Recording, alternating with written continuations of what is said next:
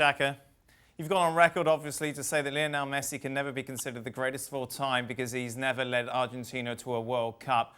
Where does Cristiano Ronaldo's achievement internationally and his dedication to Portugal sway you in that argument? I think it leans heavily in that favour for obvious reasons. Mind you, not at a World Cup, so we're not having that discussion just yet. But just given what he continues to do, and desire is a great word that Craig used, and I think he has a desire not just to score goals, but to break records. And I think that's his motivation. So there's no question. It's only a matter of time before the Ali Day record drops. And then we'll continue having this discussion around what he's done at international level, join the comparisons with Lionel Messi. But I'll also hasten to add it's an unfair comparison given how CONMEBOL is structured. They don't have Nations League, and it's only a 10-team confederation. So generally, you are playing tougher games. So that's another discussion to be had around there.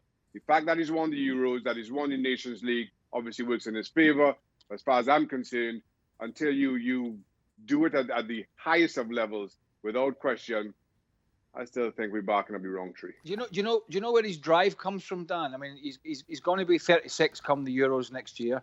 But as you say, if he's fit and healthy, he'll be there. And look, that's going to be a big situation at Juventus. That how many games is he going to play, and how are they going to manage his body?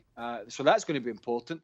But the things that drive him, you would imagine, are these records. That record of Ali Day certainly would be something that he knows about.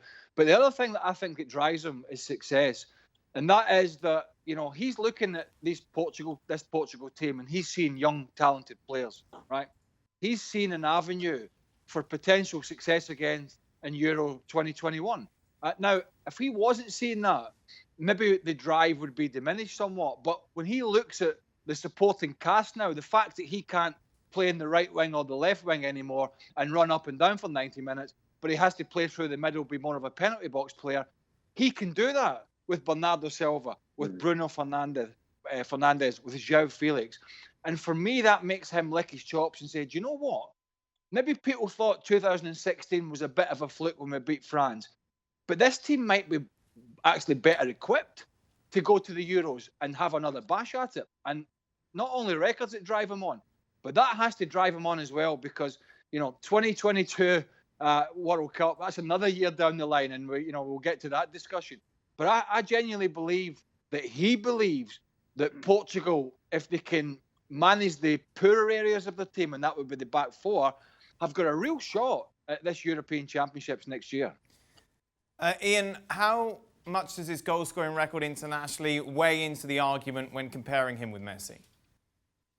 Well, I don't like this discussion all the time about who's better, him or Lionel Messi, because it goes round in circles. They are two absolutely phenomenal footballers, and it's useless really trying to separate them. Okay, if Portugal go and win the World Cup as well as the European Championship, I agree with Craig, by the way. I think they've got a much better chance this time than they did in 2016 with all those players that they've got. Yeah, I mean, that would add something to the legacy, wouldn't it? If he went and won the World Cup as well, maybe you'd say then, if people love this argument, he is ahead of Messi. But if Argentina do it, Messi can have the bragging rights. But I think just enjoy the pair of them without trying to separate them. Craig? What? Messi or Ronaldo? Do you want me? I'm going to retread this statement. If you ask me that again, I'm going to down tools here. I'm going to drive into Bristol and I'm going to throttle you. Right? Don't stop having this discussion.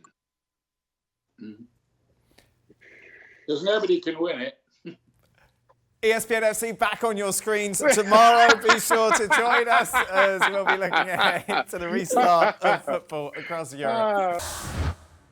Well, thank you very much for watching ESPN on YouTube. For more sports highlights and analysis, be sure to download the ESPN app. And for live streaming, premium content, and let's not forget as well, ESPN FC 7 days a week. Subscribe to ESPN+.